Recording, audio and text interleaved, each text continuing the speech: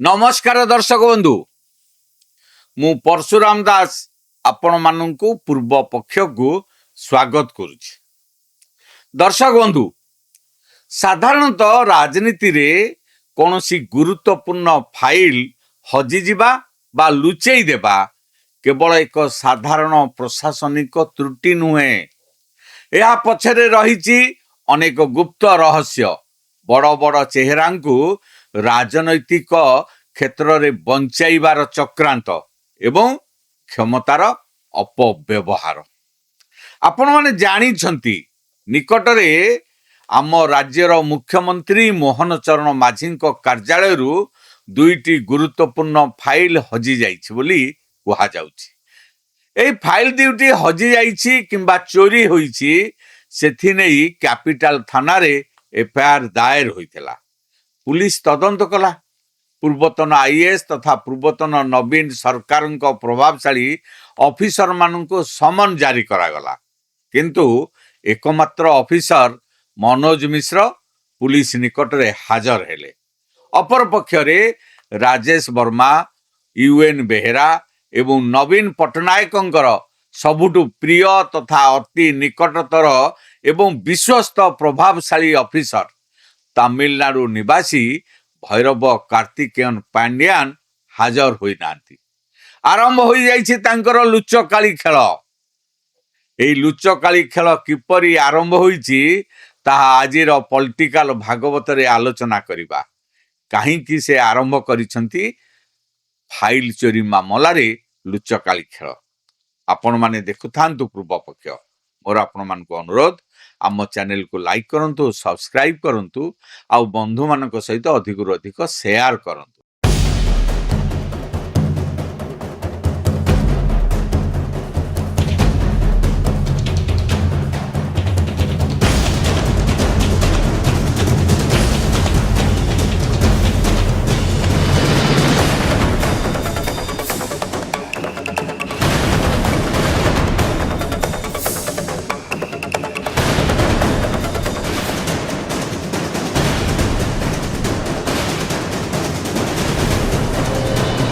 दर्शक बंधु फाइल चोरी मामला रे एबे राज्य सरकार जो निष्पत्ति नहीं छंती ता ओडिशा राजनीति रे एक विराट भूमिकंप सृष्टि करिछि।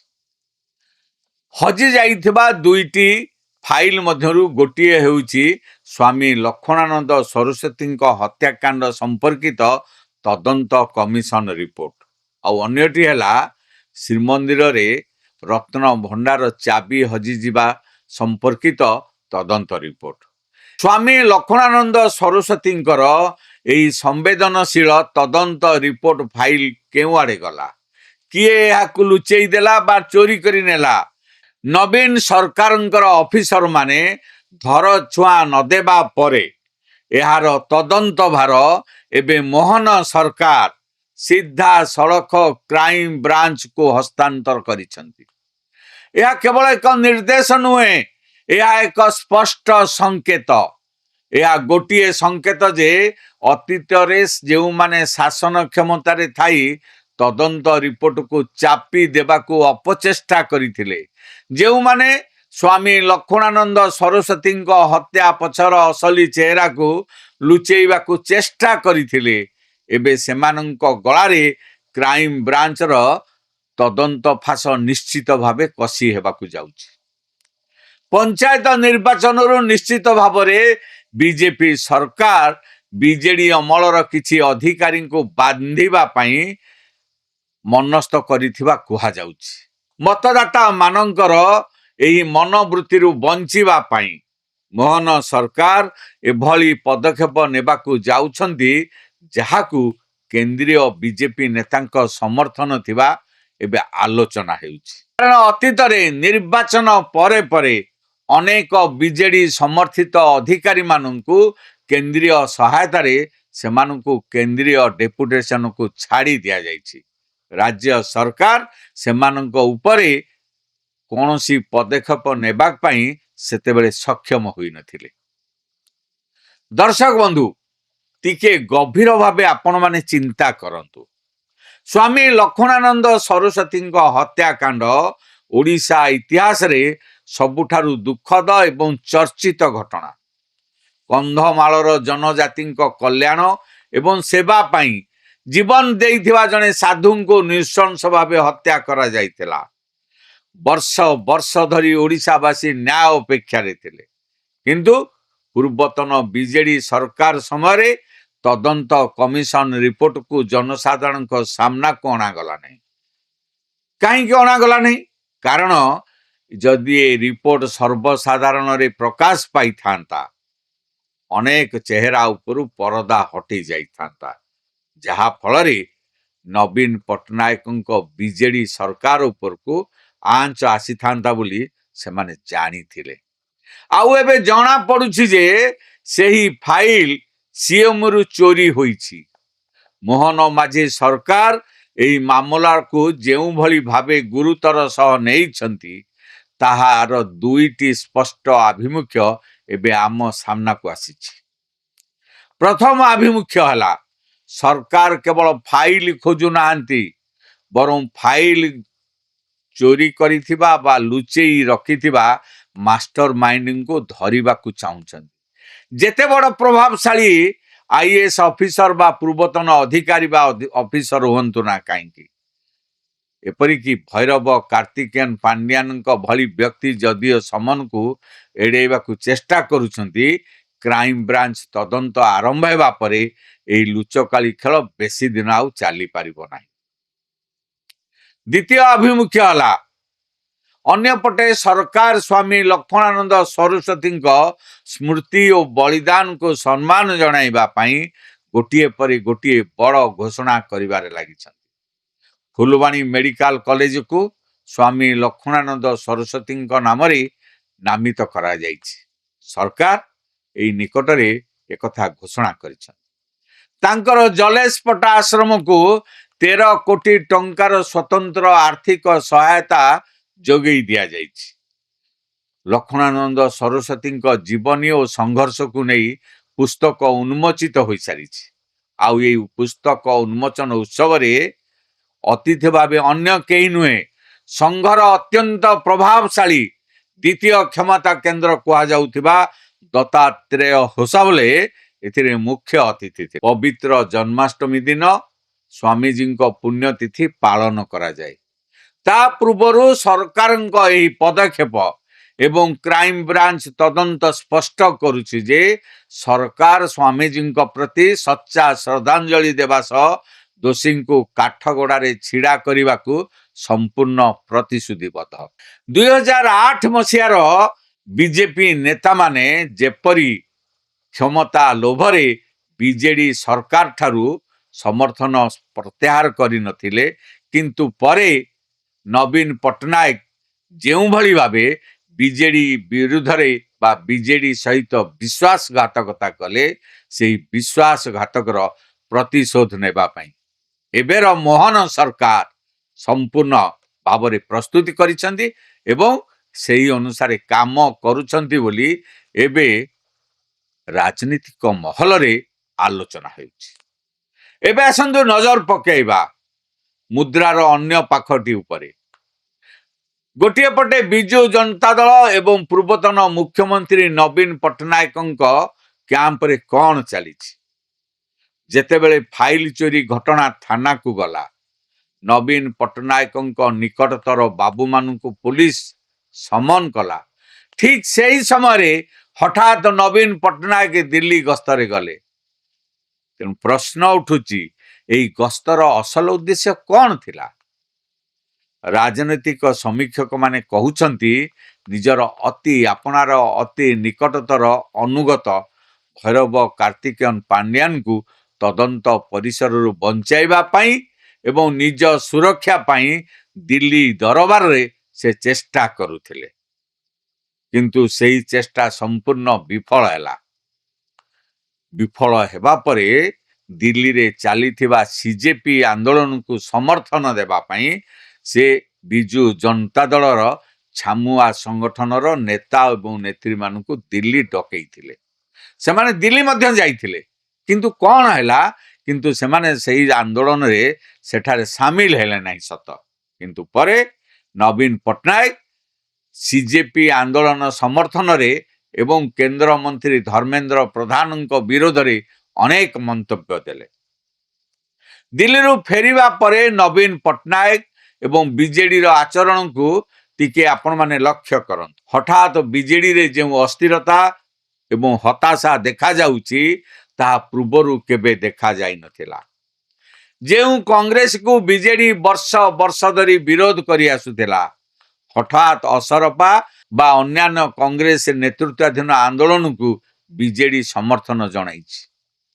କେନ୍ଦ୍ର ଶିକ୍ଷାମନ୍ତ୍ରୀ ଧର୍ମେନ୍ଦ୍ର ପ୍ରଧାନଙ୍କ ବିରୋଧରେ ନବୀନ ପଟ୍ଟନାୟକ ନିଜେ ସୋସିଆଲ ମିଡିଆରେ ପୋଷ୍ଟ କରିଛନ୍ତି ଏବଂ ତାଙ୍କ ଇସ୍ତଫା ଦାବିକୁ ସେ ବାରମ୍ବାର ଦୋହରାଇଛନ୍ତି। ଧର୍ମେନ୍ଦ୍ର ପ୍ରଧାନଙ୍କ ଇସ୍ତଫା ଦାବି ସହ ରାଜ୍ୟ ଗଣଶିକ୍ଷା ମନ୍ତ୍ରୀ ନିତ୍ୟାନନ୍ଦ ଗଣ୍ଡଙ୍କ ଇସ୍ତଫା ଦାବି କରି ବିଜେଡି ନେତାମାନେ ଏବେ ରାଜରାସ୍ତାକୁ ଓହ୍ଲାଇଛନ୍ତି। ଆଉ ଏପରିକି ଏ ସମ୍ପର୍କରେ ଘନ ଘନ ପ୍ରେସ୍ ମିଟ୍ ମଧ୍ୟ କରୁଛନ୍ତି। ଏହି ସବୁ ଘଟଣାକୁ ଗୋଟିଏ ସୂତାରେ ଯୋଡ଼ିକି ଦେଖନ୍ତୁ ଆପଣମାନେ। ନବୀନ ପଟ୍ଟନାୟକ ଏବେ ଅତ୍ୟନ୍ତ ଭୟରେ କାଳ ବିତାଉଛନ୍ତି। ସେ ଜାଣିପାରିଛନ୍ତି ଯେ ଏଥର ଆଉ ଛାଡ଼ ମିଳିବ ନାହିଁ। ନିଜକୁ ସୁରକ୍ଷା ଦେବା ଏବଂ ନିଜର ଅତ୍ୟନ୍ତ ଅନୁଗତ ଭୈରବ କାର୍ତ୍ତିକେୟନ ପାଣ୍ଡିଆନଙ୍କୁ ରକ୍ଷା କରିବା ପାଇଁ ସେ ରାଜନୈତିକ କାଉଣ୍ଟର ଆଟାକ୍ କରି ଧ୍ୟାନ ହଟାଇବାକୁ ଚେଷ୍ଟା କରୁଛନ୍ତି। କାରଣ ଦିଲ୍ଲୀର ବିଜେପି ନେତାମାନେ ତାଙ୍କୁ ଆଉ ସୁରକ୍ଷା ଦେବା ମୁଡରେ ନାହାନ୍ତି। ଏଥିପାଇଁ ନିଜେ ନବୀନ ପଟ୍ଟନାୟକ ଦାୟୀ। ଏପରିକି ତାମିଲନାଡୁ ନିବାସୀ ଭୈରବ କାର୍ତ୍ତିକେୟନ ପାଣ୍ଡିଆନ ମଧ୍ୟ ଦାୟୀ।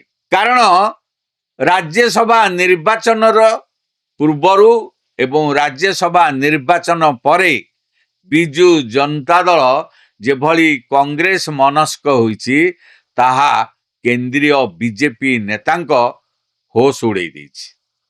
ତେଣୁ କେନ୍ଦ୍ରୀୟ ବିଜେପି ନେତାମାନେ ଏବେ ଆଉ ନବୀନ ପଟ୍ଟନାୟକ ଏବଂ ତାଙ୍କ ଅନୁଗତ ଭୈରବ କାର୍ତ୍ତିକେୟନ ପାଣ୍ଡିଆନଙ୍କୁ ସୁରକ୍ଷା ଦେବା ମୁଡରେ ନାହାନ୍ତି। ନବୀନ ପଟ୍ଟନାୟକ ଜାଣିଛନ୍ତି କ୍ରାଇମ ବ୍ରାଞ୍ଚ ତଦନ୍ତ ହେଲେ ବିଜୁ ଜନତା ଦଳ କେତେ କ୍ଷତିଗ୍ରସ୍ତ ହେବ। ତେଣୁ ସେ ଏହି କ୍ରାଇମ ବ୍ରାଞ୍ଚ ତଦନ୍ତରୁ ଲୋକଙ୍କ ଦୃଷ୍ଟି ହଟାଇବା ପାଇଁ ଏହି ସବୁ ଆନ୍ଦୋଳନ ଓ କେନ୍ଦ୍ରମନ୍ତ୍ରୀ ତଥା ରାଜ୍ୟ ଶିକ୍ଷା ମନ୍ତ୍ରୀଙ୍କର ଇସ୍ତଫା ଦାବିର ନାଟକ କରୁଛନ୍ତି। ଦର୍ଶକ ବନ୍ଧୁ, ଓଡ଼ିଶାରେ ଗୋଟିଏ ସମ୍ପର୍କ ବେଶ ଚର୍ଚ୍ଚିତ। ତାହା ହେଲା ରାଜନୀତିରେ ଗୁରୁ ବୋଲାଉଥିବା ନବୀନ ପଟ୍ଟନାୟକ ଏବଂ ତାଙ୍କର ଚେଲା ସନ୍ନ୍ୟାସୀ ଭୈରବ କାର୍ତ୍ତିକେୟନ ପାଣ୍ଡିଆନଙ୍କ ସମ୍ପର୍କ। ବର୍ଷ ବର୍ଷ ଧରି ନବୀନ ପଟ୍ଟନାୟକଙ୍କୁ ଆଗରେ ରଖି ଓଡ଼ିଶାର ଅମଲାତନ୍ତ୍ରକୁ ଯେଉଁଭଳି ଭାବେ ନିୟନ୍ତ୍ରଣ କରାଯାଉଥିଲା, ସେଥିରେ ଭୈରବ କାର୍ତ୍ତିକେୟନ ପାଣ୍ଡିଆନଙ୍କ ଭୂମିକା କାହାରିକୁ ଅଜଣା ନାହିଁ। କିନ୍ତୁ ଆଜି ପରିସ୍ଥିତି ଏପରି ହୋଇଛି ଯେ ଗୁରୁ ନିଜକୁ ରକ୍ଷା କରିବେ ନା ଚେଲାକୁ ବଞ୍ଚେଇବେ, ତାହା ଏବେ ବଡ଼ ପ୍ରଶ୍ନ ହୋଇଛି। ସିଏମରୁ ଫାଇଲ ଚୋରି ହେବା କୌଣସି ସାଧାରଣ ପିଅନ ବା କ୍ଲର୍କଙ୍କ କାମ ନୁହେଁ। ଏହା ପଛରେ ଉଚ୍ଚ ପଦସ୍ଥ ଅଫିସରମାନଙ୍କ ନିର୍ଦ୍ଦେଶ ଓ ପ୍ରତ୍ୟକ୍ଷ ସମ୍ପୃକ୍ତି ରହିଥିବା କୁହାଯାଉଛି। ସ୍ୱାମୀ ଲକ୍ଷ୍ମଣାନନ୍ଦ ସରସ୍ୱତୀଙ୍କ ହତ୍ୟାକାଣ୍ଡ ତଦନ୍ତ ରିପୋର୍ଟ ଗାଏବ କରିବା ପଛର କାରଣ ହେଉଛି ସେହି ରିପୋର୍ଟରେ ଏପରି କିଛି ସତ୍ୟତା ଥିଲା ଯାହା ପଦାକୁ ଆସିଲେ ପୂର୍ବତନ ଶାସକ ଦଳର ବିରାଟ ବିରାଟ ଚେହେରାମାନେ ଫସିଯିବେ ଏବଂ ସେମାନେ ନିନ୍ଦିତ ହେବେ। ଏବେ କ୍ରାଇମ ବ୍ରାଞ୍ଚ ହାତକୁ ତଦନ୍ତ ଭାର ଯାଇଛି। ପୋଲିସ ସମନକୁ ଏଡ଼ାଇ ଯାଇପାରନ୍ତି ନବୀନଙ୍କ ଏହି ଅଧିକାରୀମାନେ, କିନ୍ତୁ କ୍ରାଇମ ବ୍ରାଞ୍ଚର ଆଇନଗତ ଆକ୍ସନରୁ ବଞ୍ଚିବା ଏତେ ସହଜ ହେବ ନାହିଁ। ଯଦି ଭୈରବ କାର୍ତ୍ତିକେୟନ ପାଣ୍ଡିଆନ କିମ୍ବା ନବୀନ ପଟ୍ଟନାୟକଙ୍କ କାର୍ଯ୍ୟାଳୟର ଅନ୍ୟ ବାବୁମାନଙ୍କ ହାତ ଏହି ଫାଇଲ ଚୋରିରେ ଥିବା ପ୍ରମାଣିତ ହୁଏ, ତେବେ ଓଡ଼ିଶା ରାଜନୀତିରେ ଏକ ଅଭୂତପୂର୍ବ ଦୃଶ୍ୟ ଆଗାମୀ ଦିନରେ ନିଶ୍ଚିତ ଭାବରେ ଦେଖିବାକୁ ମିଳିବ। ଏହି ସବୁ ବିନ୍ଦୁ ଗୁଡ଼ିକୁ ଯଦି ଆମେ ଏକାଠି ଯୋଡ଼ିବା, ତେବେ ଗୋଟିଏ ନିଷ୍କର୍ଷ ବାହାରିବା ସ୍ପଷ୍ଟ ଜଣାପଡ଼ୁଛି। ତାହା ହେଲା ସ୍ୱାମୀ ଲକ୍ଷ୍ମଣାନନ୍ଦ ସରସ୍ୱତୀଙ୍କ ଆତ୍ମା ଓ ଓଡ଼ିଶାବାସୀଙ୍କୁ ନ୍ୟାୟ ଦେବା ପାଇଁ ମୋହନ ମାଝୀ ସରକାର କଠୋର ଆଭିମୁଖ୍ୟ ଏବେ ଆପଣେଇଛନ୍ତି। ଫାଇଲ ଚୋରି ମାମଲାରେ କ୍ରାଇମ ବ୍ରାଞ୍ଚ ତଦନ୍ତ ନିର୍ଦ୍ଦେଶ ବିଜେଡି ଶୀର୍ଷ ନେତାଙ୍କ ନିଦ ହାରାମ ହୋଇଯାଇଛି। ଧର୍ମେନ୍ଦ୍ର ପ୍ରଧାନଙ୍କ ବିରୋଧରେ ବିଜେଡିର ହଙ୍ଗାମା ଏବଂ ନବୀନଙ୍କ ଦିଲ୍ଲୀ ଗସ୍ତ କେବଳ ନିଜକୁ ଏବଂ ନିଜର ପ୍ରିୟ ଅଫିସର ଭୈରବ କାର୍ତ୍ତିକେୟନ ପାଣ୍ଡିଆନଙ୍କୁ ବଞ୍ଚାଇବାର ଏକ ବିଫଳ ପ୍ରୟାସ ଥିଲା। ସତ୍ୟକୁ ବେଶୀ ଦିନ ଚାପି ରଖାଯାଇପାରିବ ନାହିଁ। ଫାଇଲ ଚୋରିର ପ୍ରକୃତ ଦୋଷୀ କାଠଗଡ଼ାକୁ ନିଶ୍ଚିତ ଆସିବେ। ଏହା ହିଁ ଏବେ ସମୟର ଆହ୍ୱାନ। ଆଜିର ଏହି ବିଶେଷ ବିଶ୍ଳେଷଣରେ ଏତିକି। ଏହି ପୁରା ଘଟଣାବଳୀ ଉପରେ ଆପଣମାନଙ୍କର ମତାମତ କ'ଣ? କ୍ରାଇମ ବ୍ରାଞ୍ଚ ତଦନ୍ତ ଦ୍ୱାରା ଅସଲ ଦୋଷୀ ଧରା ପଡ଼ିବେ ତ? ଆମକୁ କମେଣ୍ଟ କରି ନିଶ୍ଚୟ ଜଣାନ୍ତୁ। ଆଉ ଗୋଟିଏ କଥା, ଆପଣମାନଙ୍କ ମଧ୍ୟରୁ ଅନେକ ଆମର ଭିଡ଼ିଓ ଦେଖୁଛନ୍ତି ସତ, କିନ୍ତୁ ଆମ ଚ୍ୟାନେଲ ପୂର୍ବ ପକ୍ଷକୁ ସବସ୍କ୍ରାଇବ୍ କରୁନାହାନ୍ତି। ତେଣୁ ଅନୁରୋଧ କରୁଛି ଆମ ଚ୍ୟାନେଲ ପୂର୍ବ ପକ୍ଷକୁ ସବସ୍କ୍ରାଇବ୍ କରି ଆମ ପୁରା ଟିମ୍କୁ ଉତ୍ସାହିତ କରନ୍ତୁ। ଫେସବୁକରେ ମଧ୍ୟ ଆମ ସହ ଯୋଡ଼ି ହୁଅନ୍ତୁ। ଏଇଠି ଶେଷ କରୁଛି ଆଜିର ପଲିଟିକାଲ ଭାଗବତ। ପୁଣି ଦେଖା ହେବ ଏକ ନୂଆ ପ୍ରସଙ୍ଗ ସହ। ସେ ପର୍ଯ୍ୟନ୍ତ ମୋତେ ବିଦାୟ ଦିଅନ୍ତୁ। ଆମ ଚ୍ୟାନେଲ ପୂର୍ବ ପକ୍ଷକୁ ଲାଇକ୍ କରନ୍ତୁ, ସବସ୍କ୍ରାଇବ୍ କରନ୍ତୁ, ଆଉ ବନ୍ଧୁମାନଙ୍କ ସହିତ ଅଧିକରୁ ଅଧିକ ସେୟାର କରନ୍ତୁ। ରହୁଛି, ନମସ୍କାର। ମନ କହୁଛି କିଛି ନୂଆ କରିବା ପାଇଁ, ହେଲେ ପାଖରେ ସମ୍ବଳ ନାହିଁ। ତେବେ ବ୍ୟସ୍ତ ହୁଅନ୍ତୁ ନାହିଁ, ମଧୁଲିକା ଏଣ୍ଟରପ୍ରାଇଜେସ୍ ଏବେ ବୁଝିବ ଆପଣଙ୍କ ମନ କଥା। କ୍ଷୁଦ୍ର ଶିଳ୍ପ ଠାରୁ ନେଇ ମଧ୍ୟମ ଶିଳ୍ପ ପାଇଁ ସୁଲଭ ମୂଲ୍ୟରେ ଯୋଗାଇ ଦେବ ସମସ୍ତ ପ୍ରକାର ମେସିନ ଓ ର ମ୍ୟାଟେରିଆଲ, ଯାହାକୁ ନେଇ ଆପଣ ସହଜରେ ଆରମ୍ଭ କରିପାରିବେ ନୂଆ ଏକ ବ୍ୟବସାୟ। ଅଧିକ ଜାଣିବା ପାଇଁ ଆଜି ହିଁ କଲ୍ କରନ୍ତୁ।